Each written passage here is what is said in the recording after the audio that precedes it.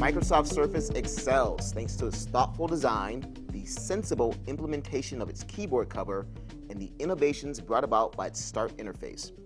Unfortunately, app support is dismal. Performance, especially on the internet, can be slow at times, and like the old guy at the club still hanging around after last call, the traditional Windows interface is still here, wearing out its welcome. Hi, I'm Eric Franklin, and today I'll take a first look at Microsoft Surface. First, let's talk about design. Surface has a larger than usual 10.6-inch screen. There's a built-in kickstand on the back, as well as micro HDMI, a full USB 2.0 port, and hidden under the kickstand, a micro SD card slot. Front and back cameras are 720p capable. There's also a headphone jack and a nice clicky volume rocker and power/sleep button. The Windows Home Touch sensor will take you back to the Start interface if you're ever confused or lost. Surface runs on Windows RT, kind of a light version of Windows 8, which includes the tile-based Start interface. If you're accustomed to other tablet interfaces, this one will take some getting used to. Over the course of a week, I went from hating it to absolutely loving it, and then finally landing at liking it with some reservations.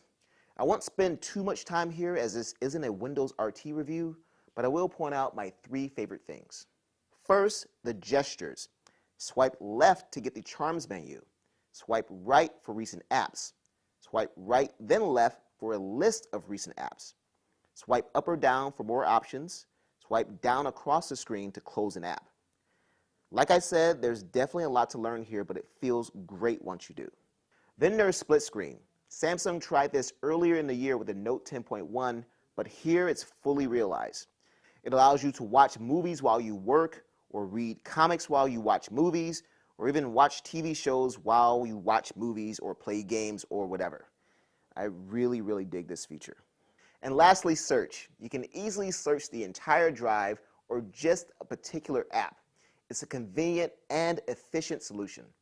The problem here is that the interface is still linked with the old Windows desktop interface. Surface comes with Office 2013 Preview, and each of those apps runs from the desktop. You can't install apps to this interface, which isn't touch optimized and has small icons and links that are just frustrating to use, and some options like programs and features serve no purpose at all. Touch cover doesn't have depressible keys, so it's going to take some getting used to. But after a few days, thanks to the tablet's extra wide body, you may find it's actually more comfortable than any other tablet keyboard accessory you've ever used. Type cover, which does have depressible keys, is even better with a much shorter learning curve. So what's the bad? Well, apps. Actually, they're not so much bad as pretty non-existent. If you're an app fiend, you need not apply here. Also, web speeds and opening app speeds are inconsistent and usually feel sluggish. Games performance, I don't really know. There aren't enough quality games here to fairly judge. Again, more apps, please. Movies on the Zoom Marketplace look crisp, though. Surface starts at $500 for 32 gigabytes. That same config is available for $600 with a touch cover, and $700 gets you the 64 gigabyte version with touch cover. That's not cheap, and those looking simply for a tablet to watch movies on may want to opt for cheaper alternatives. But thanks to its comfortable cover keyboard accessories and the inclusion of Office 2013, Surface is the best productivity tablet yet. It's a real shame, though, that there aren't more apps to choose from. Check out my full review for more details. Once again, this is Eric Franklin, and this has been a first look at the Microsoft Surface.